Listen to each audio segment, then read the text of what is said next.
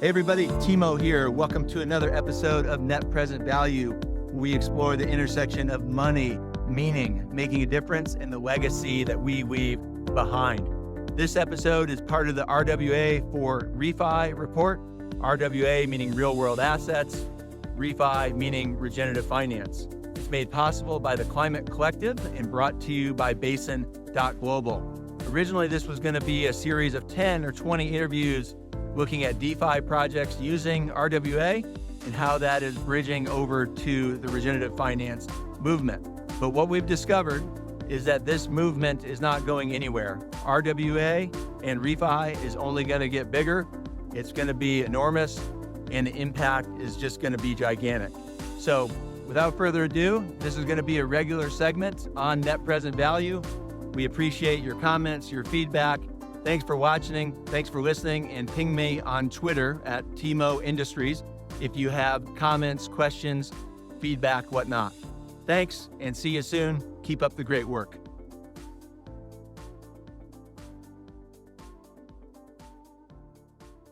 Today, I have the pleasure of speaking with Will Masters, who is a friend and colleague who I've gotten to know over the last year or so, or especially this year in our work in ReFi, at Web3, and the regenerative finance, Regen Network, whatnot. Will and I met in the stewardship methodology or practice-based methodology session earlier this year. And Will's, his vision, his articulation, his ability to ask questions, you can see his brain moving at 100 times what most of our brains are moving at. So Will is an attorney by training, but wears a lot of different hats. He's coming to us from Texas today, but Masters Law Group. He also has a nonprofit called Ogallala Life, or Ogallala Life, that's focused on water quality, water quantity in the Ogallala Aquifer, and then as well Horseshoe Capital, which is doing some crypto and other type of investing guidance and funds. And Will, welcome. Thank you. Cool. Thank you. With Ogallala Life, we worked with some high school kids, and they put together a presentation. And what they did at the very beginning of the presentation was, let's say it together, Ogallala.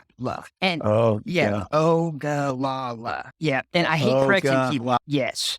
Yes, I'm Will Masters. I'm an attorney. I'm from Amarillo, Texas, which is where I live currently. I've been practicing law for about a decade. And the first part of that was in the Permian Basin. And then I moved up to Texas Panhandle. And so I've been in largely rural agricultural areas, oil and gas producing areas. And done a lot of work for farmers and ranchers and the owners that are trying to do something, or people that are trying to own property, or oil and gas service companies, whatever. I've just been around the business of real people. And so part of the purpose, Will, of the report is connecting the metaverse to the in real life, right? The IRL assets. So I'm going to ask two questions, but so one is opportunities and two is challenges. But let's start with opportunities. Where do you see the opportunities of using Web3 and crypto and DeFi and ReFi for real world assets? So they're immense. And so real world, let's talk about like real property is an ownership interest in like land. You know what? It's different than private property. Real property is severable. And so you can like sever a mineral interest from a water interest from a surface interest. And it's, you can fractionalize its ownership interest in all kinds of different ways. And in this part of the world, the last 100 years or so, people have been doing that. And it's gotten increasingly complicated. And so if I'm going to go out and buy property, I'm going to want title insurance. If I get it financed, I will. And so someone's going to have to go to a title company and do this intensive search and look at all these records and figure out, does this person own this or that? And the expenses associated with just dealing with this title history by itself are huge. They hire. That's kind of like a problem, because like we have a whole segment of our industry is devoted to providing services associated with the transaction of real property. But the short and sweet of it is blockchain can more or less get rid of all that intermediary stuff. And we can know who owns what the history is, and we can be confident about it. And that just opens up a tremendous window. And then if we talk about the future of DeFi, I don't really know like the percentages, but I would guess like the world's greatest amount of wealth is in real property interests and real world assets. And so if DeFi is really going to grow, it needs to be able to engage with those interests and represent those interests. And it needs to be combined, which is the challenge, but we can get to that in a minute. And so just superficially, just technologically, the opportunity is an order of magnitude or better improvement in the efficiencies of our exchange of real world assets. I agree 100% on the title. To me, blockchain is like the perfect use case, right, for title. Yeah, instead of a vault or a string of paper in a courthouse, or at least the way we do it in the US, or historically people used to use clay tablets, right, or sticks to track of who owed who money and who had the title to certain things. So an obvious there. So I agree 100%. And on the efficiency, I totally agree. What about like financing and like syndication, like Horseshoe Capital, for example, or Slow DAO, or in the commercial real estate world, we call it syndication. Okay, you go raise a bunch of equity, you do a PPM, private placement memorandum, or deals, right? Or debt. So where do you see the opportunities for both equity? Huge. There is a problem, though. There's a reason it hadn't flooded into this space, and that is how can they tokenize the real world interests in a way that they're confident and comfortable with? This, I think, is the challenge part of that question, and that is we have blockchain, be it Ethereum or be it on Cosmos or wherever, that says this be defined like this is owned by this person. But if I go out there and use that property, is the sheriff going to give a shit? Who has the actual ability to enforce physically? It's like tying a token to a bar of gold or something. Not only must we tie it to the asset and sufficiently describe the asset so it's like uniquely known or knowable, we know what we're dealing with. It also needs to have the effective power. Like people need to under the blockchain's determination of that ownership, if we're talking ownership, to be legitimate. And so, yeah, it opens up all these doors. And then I think one of the other things we're getting at is blockchain and DeFi have enabled different organizational structures and different treasury structures that perhaps make it easier to round up funds via some kind of token issuance, or otherwise tying what is, whenever you ultimately get down to it, an investment interest in the property to the token. But by definition, that is a security regulated by the U.S. regulatory body. And so I didn't necessarily mean to get there already, but that's the big challenge, is connecting the rule of code to the rule of law. And so it's a couple things come to mind, right? Is do you build to operate in the current legal system, right? Or do you build to in a future legal system or a new system altogether? Or supplant part of the rule of law. So my opinion, like we're getting into kind of big topics, but our governance and our legacy institutions evolved with this. And really, it's all about accounting for human fallibility. Like we know people are going to lie to judges. We know they're going to make fake facts. And so we have all these rules that try to create some formal working economy, and those were all meant to make up for human fallibility. We now have this different governance structure, rule of code, and in theory, we don't have to worry about that. We treat wallets, and the wallet, again, is tied immutably to whatever the transactional history and whatnot says, whatever the blockchain says. And so I think that there are many functions that are overseen, and I would say generally poorly, by our governmental bodies that could be supplanted entirely via one or more blockchain-based systems. As to whether that needs to be like either a determination of the people sufficient to enforce their will, or in some type of cooperation or integration with this. So I've got a friend who's a professor, an instructor at West Texas A&M, and he teaches economics for business. And when can I tokenize property or whatever? And my quip back is, I think it requires a constitutional amendment. And I haven't gone through and read all that or whatever, but that's what I think. We have this legal system and the very fundamentals of a system to determine who owns it and who gets to say and who gets to lease it and who gets to use it. And because we now have a much better alternative, in theory, it would be awesome to try that out. I think it would truly be revolutionary in terms of business, finance, scale of living, and public good, although that's like a whole nother conversation. Gambling. No, it's good. Obviously, law and policy are a huge part of this. And I think that's, me, at least in my exploration, is where a lot of the challenge is, of how do you connect the current legal system or the legacy institution, the insurance regimes, right, around title insurance or around insurance. I think there's a whole opportunity for property, liability, and casualty and title insurance in DeFi, right, to serve the real assets market. But then you have all these regulatory bodies, and it's very hard to become a title insurance issuer or just an insurer. Yeah, very hard. And those insurers are banked. And so all of these concerns are connected because blockchain, like it's multidisciplinary. It challenges the efficiencies of so many of our service industries, AI, law, or robotics. Yep. Agree. And going back to like the security, the title issue, to me, it's really easy if one LLC owns a fee and then they nationalize it at the LLC level. To me, that's, and this is, I guess I'm stating it first, but like that's really easy. But what about, you see some of these projects who are trying to divvy up the title, right, at like the title level with crypto? Like, what do you see the benefits and the risks of that? It's more like a tenant in common, a TIC type ownership structure is the way I would see it. Like to me, it just seems like a total can of worms and reaching consensus. If you have 1,000 owners of one asset and it's all tokenized at the title level, you know what I'm saying? So if they do 1,000 owners at the title level, to me, it just seems like a mess, the whole problem. We get back to like our governing institutions now, they're imperfect. We know they're imperfect. And so we look at what happens whenever people die.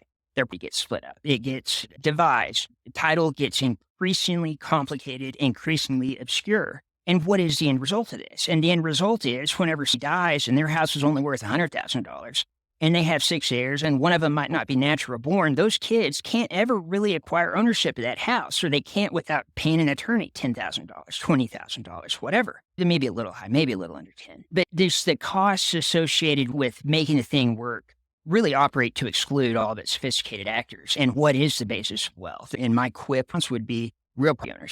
Yeah, I think that's one of the things we're digging into in the report is that ownership paradigm of what, if we go beyond that or look at ownership differently or of like distributed ownership or collective or commons. What are your thoughts on the structure of I own the property and I determine what happens with it, subject only to zoning and local and federal laws versus, hey, we all own this property as a DAO or as an LLC or whatever, and it's governed using Web3. Like, what do you see there of now versus the future? So now we have all of these single-edged interests who own like exclusively the right to use property and make money from it or sell it or go out and mine or whatever. The owner of that property is the only person that gets to make decisions other than zoning and whatnot. And our laws, which come direct from Rome, like Rome, the UK or Spain to the United States, to Texas, say it basically pit these owners against each other in terms of groundwater and minerals, at least, which says, hey, if you don't pump, your neighbor's going to pump and your neighbor's going to bid. And so the rational response is you to pump too. And the rule of capture, which controls here. But then we've got these other rules for like water or minerals in the West, but they pit these to go out and exploit the resource and really grow the industrial state and pay taxes. Can we create some new type of like collective ownership structure that meaningfully engages in like planetary or landscape scale regeneration? Me and you have differed on this.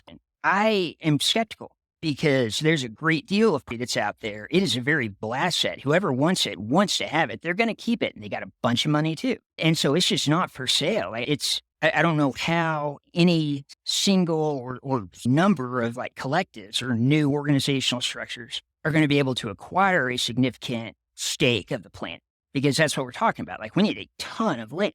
And so I think that the lower hanging fruit might be to like regenerative services as some kind of, as a service, like the land use. And so we focus on leasing the land for regenerative purposes and reconnecting communities through this long-term lease that connects communities and incentivizes people versus the outright ownership exchange. Yeah, you and I have talked a lot about usufruct or the rights of the use of the land versus the fruit of the land or the control of the land. I love that what you just said of regeneration as a service or stewardship as a service. I think that's a total like product, right, offering that could be made. What projects both in DeFi, or I guess one other thing, Will, and to your point about can groups like us, right, acquire enough quantity of land or quality of land to make a difference, right? And versus like traditional capital structures. And the case in point is the Constitution DAO, right? Of like, you raise 40 whatever million and we're going to win the Constitution. And then some billionaire, right, comes in and no, this pocket change, or I guess 40 million, whatever I said, but like buys it, right? So it's same with the land, right? Like I inquired there's a property I've been looking at in Georgia for like several months, toying with it. Okay, how can we do this? How can we pencil it out? And I inquired the other day with the broker to say, what's the status? He's like, actually, in one of the parcels, we're undercut at $1 million above ask price. And the other one, we have an offer at 500,000 above ask price. And here we are still just trying to pencil it out. So it's like, okay, I guess we'll move on. But that's the point. Like these big opportunities, they come whenever they come. And if you don't have cash, if you're not ready to finance and buy, then you can't do it. Sorry to interrupt. I'm sorry. That's exactly it. And my hope for DeFi and ReFi is to be able to have liquidity pools, right? Whereas if a group found an idea, like how is it with a couple clicks of a button, as long as the interests are aligned and there's enough data provided about an asset exchange, that a smart unlocks. The right title is going to be in place, the right insurance is going to be in place, the right operator, pre-approved operator or deal sponsor, a pre-approved organization. I think there's a lot of opportunity there with smart contracts, so unlocking that capital. I do too. I think we can figure it out. Truly, I think we can figure out how to unlock the value of natural assets in a way that makes it so that improved land and biological conditions equal improved money. The big challenge, I reiterate, is rule of code, rule of law. And this is a challenge that's relevant not only here, but it's also every other country on earth, or nearly every other one, because there's been immense for them to take the imperialistic private concepts and apply them in their own rule of law systems. And I think, frankly, the better governance structures can be built if we are given free rein and can really radically bend these concepts. My kind of engagement has been, I'm not that my aspirations aren't that high. So Aldo Leopold is one of my favorite authors. And I think it's him. It's what is right is what is right for the land, whatever. And so in my head, I think I'm not ready to go out and challenge the private state and the police state, which backs it. Instead, I think it's unlocking incentives that incentivize landowners to do better. And our enemy here still is the government, because it's state subsidies that drive traditional agriculture and the way beef and corn and cotton and all that. And we still have problems, but there's nothing stopping us from going about trying to change the incentives of whoever currently has power to make decisions. Yeah, I love that, of changing the incentives for better outcomes. And frankly, I don't have the energy, right, either to take on the policy or police state. So I view this whole thing as a toolbox, right? Of what can we use, what exists in the private capital markets or real law or tax law to create the outcomes we want. We change policy over time, just like it's done, just like the rule of law has been changed over hundreds or thousands of years. We have to go. Yes, but also fast. Yeah. And I think we need to grow up a little bit. ReFi does. We need to figure out what are the biggest obstacles to implementing. In the United States, I think securities and whatnot are the big one currently, but on a more theoretical basis, we have a legal code, what needs to be changed? And so there's these model rules, model statutes, and interested parties write their own and say, hey, legislator, I'm going to put a bunch of money in this piece of paper and hand it to you, and this is what I want to do. And legislator says, awesome. Maybe not quite like that, but like that.